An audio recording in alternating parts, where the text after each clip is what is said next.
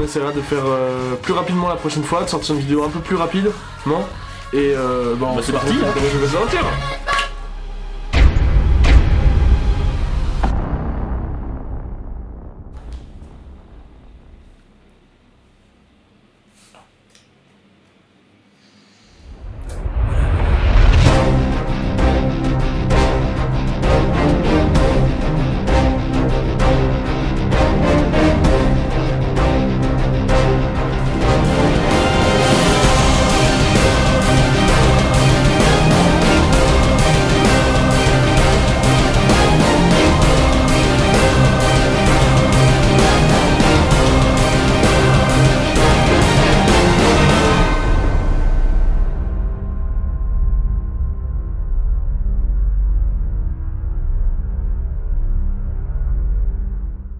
Bonjour à tous, alors on est un peu déprimé parce qu'actuellement on vient de se retaper une deuxième fois ce putain de tournage à cause du micro qui enregistrait pas et ça me... Elana est un court-métrage qui a été long à réaliser, long à écrire, truffé de nouvelles techniques et de nouveaux défis, et donc basé sur l'œuvre de Pierre Bottero, Elana, le pacte des marchands. Il y a très longtemps, quand Augustin et moi on se connaissait depuis peu, et qu'on débutait un peu dans la vidéo, on avait, sans se concerter, chacun, l'un et l'autre, fait un court-métrage sur Elana, parce que c'est une œuvre qu'on aime beaucoup. Et donc on s'est dit, un jour, il faudra qu'on se donne les moyens et qu'on fasse un truc le plus fidèle possible et le plus propre. Alors pour vous expliquer ce qu'on va faire, là pour la petite vidéo, on va devoir faire un décor de bar. Et donc on a commencé à déblayer un petit peu pour que ce soit plus clair. Ici ce sera la cuisine. Donc on suppose qu'on va virer tous les meubles qui sont là. Donc là, actuellement, on sort des courses les plus bizarres qu'on a faites de notre vie. Voilà, nos premières dépenses en tant que producteur. on a déjà tout le décor et tout, c'est la première fois qu'on fait ça et on n'a pas le scénario. La journée où on a élaboré le décor donc, de cette taverne, on est parti d'une cave remplie de débarras qu'on a vidé et qu'on a transformé pour la rendre comme si c'était une taverne. Et c'est les premiers achats qu'on a fait, achats de bouffe et de décor, quoi, de carottes avec la fan, de saucissons.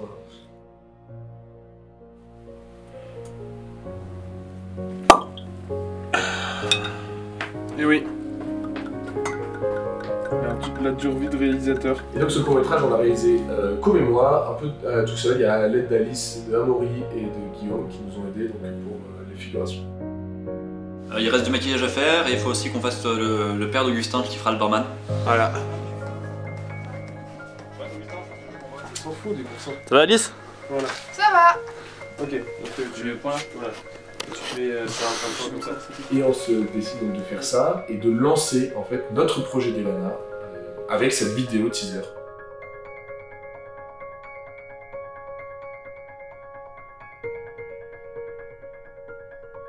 Il s'est sorti le 25 mars 2018, donc 6 mois plus tard, et ce qui en fait annonçait déjà un petit peu le travail qui allait se faire pour le vrai court-métrage. Et on a vraiment pris sur nous de préparer bien dans les détails le tournage, qui allait être sur un week-end entier. Et donc, mai 2018, arrive le week-end.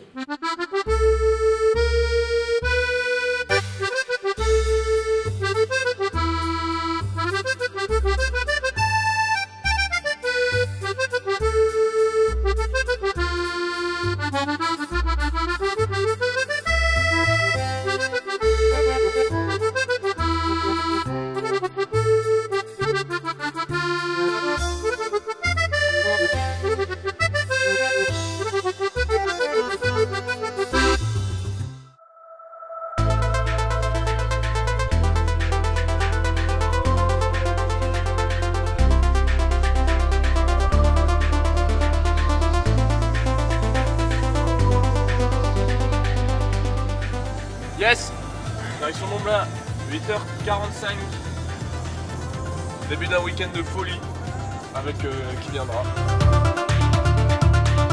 On attend la voiture de Com, Agathe, Amaury, je sais pas qui. Voilà. Et donc ce week-end, on va se séparer en deux parties. La première journée qui a été consacrée au tournage, donc dehors, élaboration de la rue, tournage du plan séquence avec le drone. Et le deuxième jour qui était le tournage en intérieur, donc pour la séquence confrontation entre Kirkan, Hermag et Elana. On va simuler une rue. Vas-y, mais tu peux. Là, on arrive ici, je pense. à un moment donné, il faut rendre service complètement. On a bien joué. Oh, trop belle, bien sûr. On appelle ça la chevalerie. La chevalerie qui galanterie, bonjour.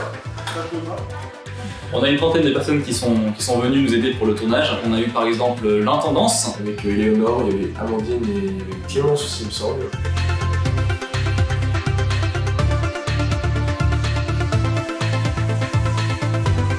Et on avait aussi le drone de Thibaut qui nous a permis de tourner toute la première journée.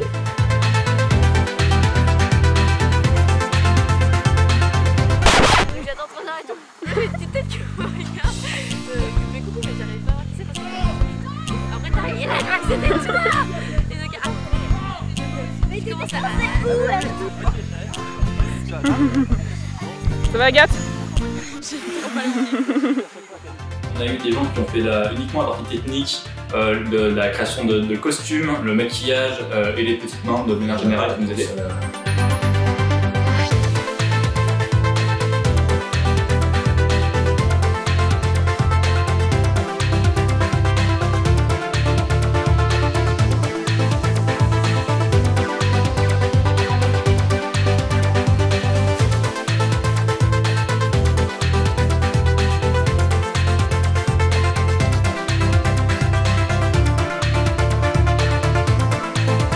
Arrêtez de tous rigoler quand vous me voyez. C'est magnifique.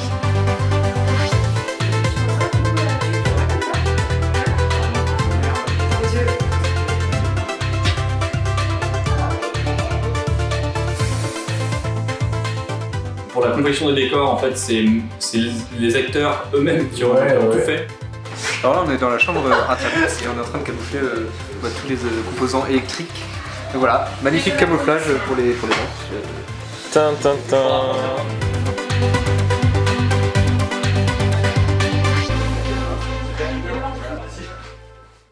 Pour la première journée, nous avons tourné les plans séquences, toutes les scènes qui se trouvent dehors, les scènes figées. Donc il y a 2 décors différents. Il a fallu faire le premier décor, filmer dans le premier décor. On bouge pas, on bouge pas.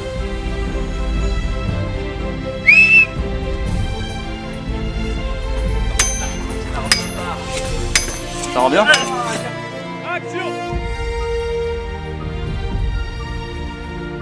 Et ensuite, défaire le décor pour le remettre dans la cour afin d'avoir un deuxième endroit pour le décor.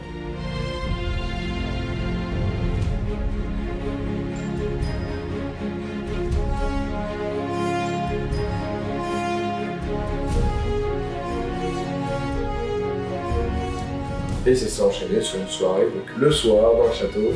Parce qu'en fait, on est entre potes, hein.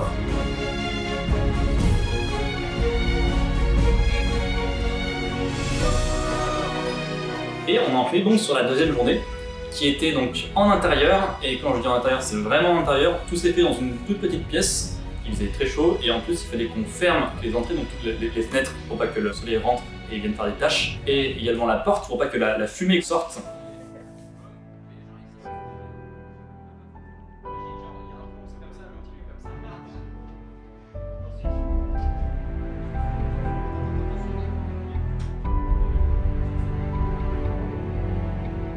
Par conséquent, il faisait extrêmement chaud et on était 15 dans une pièce minuscule, on s'en rend pas compte, mais on était 15 pendant toute la journée et c'était étouffant. Ouais,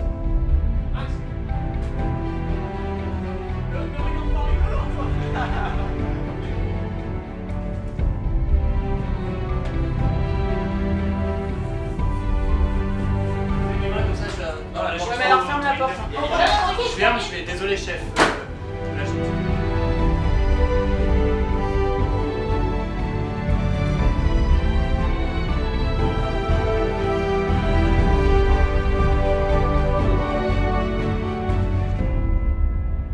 Transpirait, je me souviens.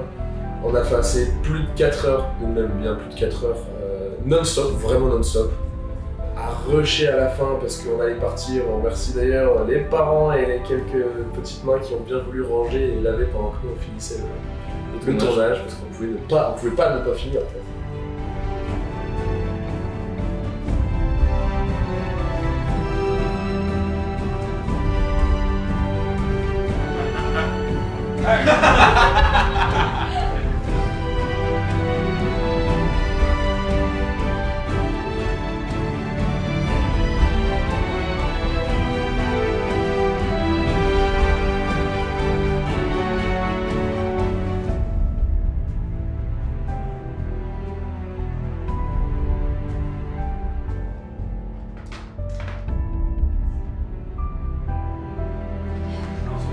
Prêt, allez. Les scouts. Du chef de troupe du réflexe. Très très intense, ouais. Et tout le monde a tenu à jouer le jeu et c'était trop chouette. Et avec le sourire, hein, vraiment, il y avait une super ambiance. Et je crois que les gens ont bien aimé ce week-end du tournage, donc pourquoi pas en refaire un. Bah oui, c'est toujours trop chouette.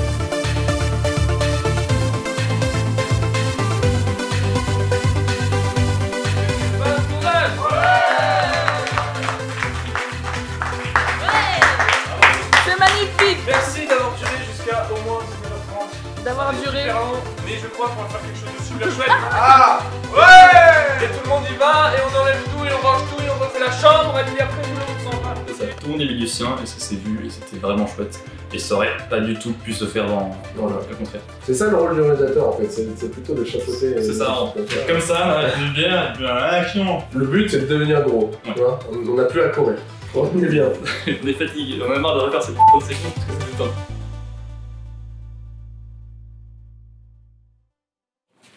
Je appuie que ça tourne. Ça tourne. Alors, pendant son âge, on n'a pas tourné tout ce qu'on voulait. On n'a pas tourné notamment les plans d'introduction qu'on voulait faire en scène figée. On n'a pas tourné également le flashback qu'on voulait faire donc avec des vraies personnes. Ça nous a permis d'avoir aussi une autre vision de la chose et de tester quelque chose de plus créatif en fait, et donc tester de nouvelles techniques. Pour brosser rapidement les techniques utilisées, on a les dessins sur l'introduction, la 3D photoréaliste en transition, le plan séquence en scène figée avec les transitions dans le plan séquence. Ensuite, le plan en drone avec la foule, avec une fausse foule plus les éléments en 3D. Ensuite, on a eu le flashback et la scène de bataille avec quelques éléments rajoutés. On a eu le matte painting sur la fin et enfin évidemment le générique. Pour l'introduction, on est très content de ce qui a pu être fait. On a une partie qui est en 3D, donc je pense notamment au tout début et à la fin, mais surtout toute la partie au milieu est faite en dessins qui ont été réalisés par Servan. Un grand merci à elle, c'est très réussi. Donc des dessins qui ont été mis dans un environnement 3D pour permettre de naviguer autour et d'avoir ce côté on rentre dans le dessin, voilà, c'est ça. Ensuite, on a donc cette 3D photoréaliste qui nous amène juste en transition jusqu'au plan séquence. Donc le plan séquence, c'est une scène figée, donc technique qu'on avait déjà faite dans le passé, avec le court-métrage scène figée justement. Et donc le défi n'était pas là, le défi était plutôt de comment relier chacune de ces scènes figées en faisant croire que c'est un plan séquence. Donc il a fallu qu'on utilise plusieurs techniques pour faire cette transition. Il y a la classique, on passe derrière un dos, derrière un objet qui nous permet d'avoir une transition sans qu'on puisse la voir. Il y a ces mouvements fluides très rapides entre deux plans à peu près similaires. Et enfin, et ceux-là qui étaient plus ambitieux, la transition notamment où on voit le voleur dans une rue sombre et également le passage dans le bâtiment qui permet d'arriver donc sur la fenêtre et les gardes qui sont sur les créneaux. On passe ensuite au plan en drone de la foule. Donc on avait déjà un plan qui était à peu près exploitable avec déjà des gens et puis quelques toiles de tente qui donnaient un peu un effet de ville.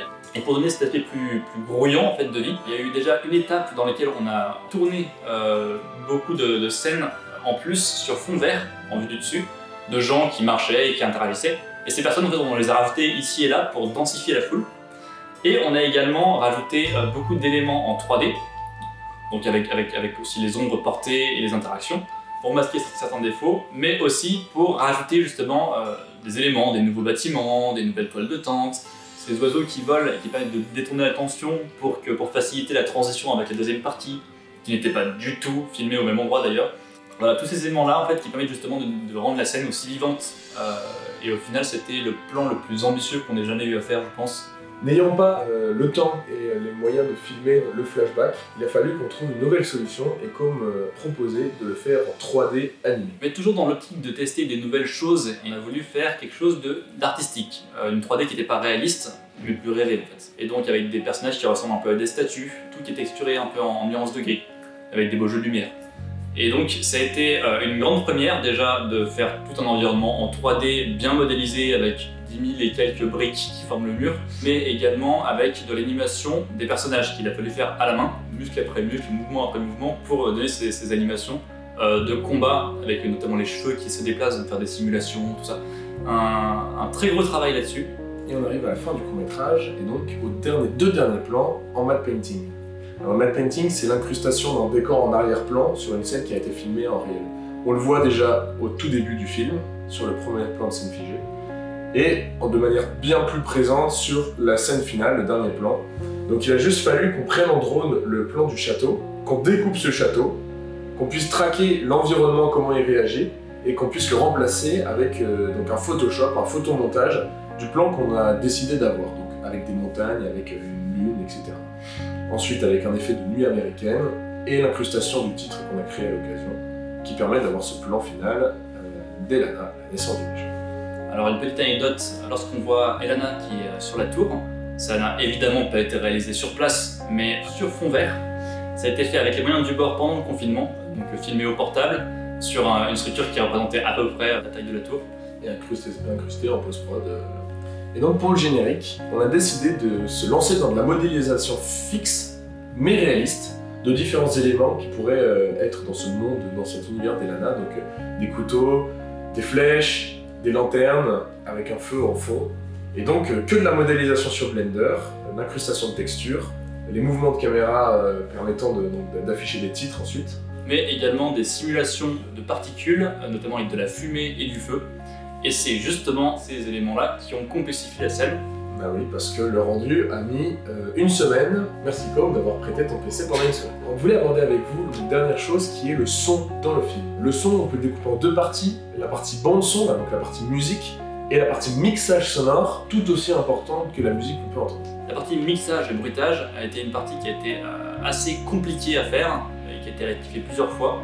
Jusqu'au dernier moment, en fait, la veille de la sortie du court-métrage, on était encore en train de travailler le son. On a passé 3 heures au téléphone pour discuter de tous les détails. Des tout petits problèmes de mixage, de rajouter de la vie, rajouter de l'ambiance, des gens qui parlent à côté, faire en sorte que les voix soient bien propres et qu'elles se chevauchent pas, qu'elles soient compréhensibles, que la musique s'efface un peu pour laisser parler les gens. C'est beaucoup de détails, on n'entend pas vraiment, mais que s'ils n'y sont pas, on l'entend que c'est mauvais. Et on peut parler notamment du mixage sonore du flashback. L'idée qu'on avait eue, c'était donc d'enregistrer toute la séquence où Ermag, Naïs et Elana parlent, se battent, et inverser toute la séquence, puis rajouter de l'écho sur cette séquence inversée, donc avec les voix à l'envers. Et ensuite on inverse une nouvelle fois ça, ce qui fait qu'on a l'écho qui arrive avant que les voix parlent. Ensuite on rajoute de l'écho dans l'autre sens, et ça donne ce côté très rêvé à la chose avec les... Et le deuxième point important, c'était évidemment la musique. On a 2 logiciels différents en fonction de si Com ou moi écrivons la musique. Et donc il y a MuseScore ou Bitwig qu'on utilise. C'était hyper chouette de pouvoir faire ça. Ça fait longtemps de toute manière qu'on n'aime pas utiliser des musiques libres de droit et qu'on préfère les créer, parce que nous on aime bien faire la musique en plus, donc c'est tout bénef. Et donc pour la musique, on a créé quelque chose de plus épique, une ambiance un peu plus Moyen-Âge, donc moins électronique que ce qu'on a pu faire avant, et des sons plus ambiance, plus la scène du milieu, donc de la confrontation, des graves, des basses, etc. Et avec une musique spéciale pour le générique. 2 ans à monter, écrire, tourner, réaliser. On n'était pas sûr tout le temps. Mais est-ce que ce qu'on a fait c'est chouette Voilà, mais il y a un moment où il fallait se lancer et au final on est quand même très content de ce court-métrage. C'est un court-métrage très ambitieux qui nous a vraiment beaucoup appris. On vous l'affirme, on mettra beaucoup moins de temps à sortir nos prochains courts-métrages. Le brainstorming a déjà été fait. On remercie bien entendu les personnes qui nous ont accueillis au château de Montblat. Merci les gens qui sont venus pour faire la tendance, qui sont venus pour faire les décors, qui sont venus pour faire le maquillage. Et sachez que même si vous n'avez été à l'écran que pendant 1 seconde, sachez que dans nos cœurs, Et on sait d'ailleurs qu'on a mis des personnes dans le générique qui n'y étaient même pas, tu vois, mais on vous remercie quand même. C'est ça, voilà.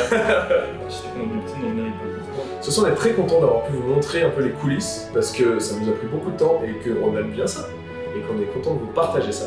On espère vous retrouver sur d'autres tournages. On est content d'avoir terminé ce projet-là et de pouvoir tourner la page, mais il y a encore beaucoup d'autres pages à écrire dans ce livre, et on est ravis de pouvoir les écrire bientôt. Et à plus pour de nouvelles aventures.